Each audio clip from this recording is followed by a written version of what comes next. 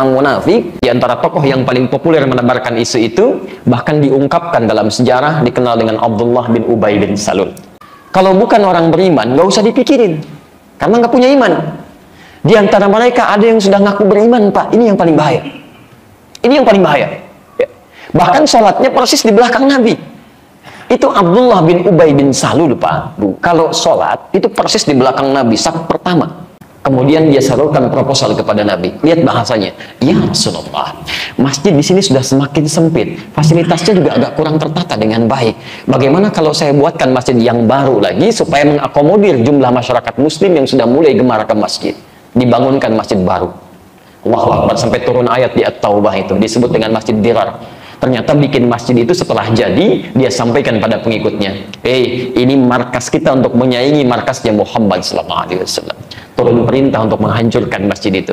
Teman-teman tahu, kalau Anda jalan-jalan ke Madinah, saya sarankan saat umrah, Anda bisa singgah ke lokasi ini. Sampai sekarang, itu ada pedagang arang di sekitarnya, Pak. Pedagang arang. Kalau ditanyakan, kerabat kami pernah tanyakan, dari mana asal arang ini? Allahu Akbar, ditunjukkan persis di lokasi masjid yang pernah dibakar itu 15 abad yang lalu. Sampai hari ini selalu ngambilnya dari sana, dari sana, dari sana. Diabadikan oleh Allah untuk memberikan pesan bahwa ini sangat berbahaya sifat seperti ini. Tidak cukup sampai di sini.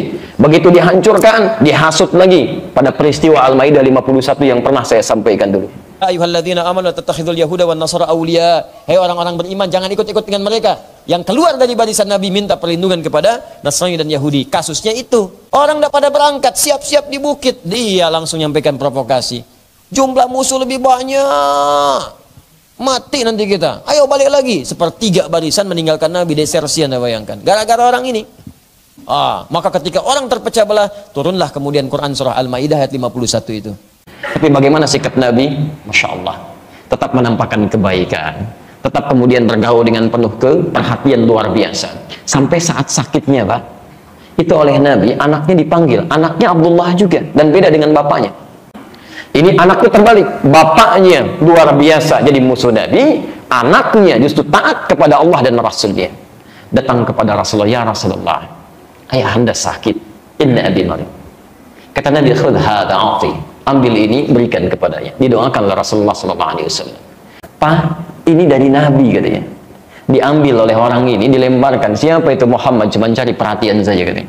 Sampai saat sekaratnya, Nabi tetap datang dengan para sahabat-sahabat kibar. Ada Abu Bakar As-Siddiq, ada Umar bin Khattab, ada Uthman bin Affan. Dijenguk gitu. Antum tahu apa yang terjadi? Dalam keadaan sekaratnya, masih menampakkan keadaan-keadaan yang sangat luar biasa mencari perhatiannya. Dia katakan, ya Rasulullah, saya ini sudah di ujung penantian hidup saya. Mohon berikan kesempatan supaya saya wafat menggunakan jubah terluar anda itu. Masih narik perhatian juga. Itu Umar saking gemesnya, sudah pegang pedangnya begini. Ya Rasulullah, mohon izinkan pada saya untuk memisahkan kepala dari badannya. Umar, perhatikan kalimat Nabi. Tidak ya Umar, fakat jubah. Tidak, ini cuma pakaian luar saja. Diberikan. Maka dikenakanlah jubah terluar itu, kemudian meninggal dalam keadaan mengenakan jubah Nabi, tapi tidak lekat dengan sifat munafik yang diabadikan oleh Al-Quran.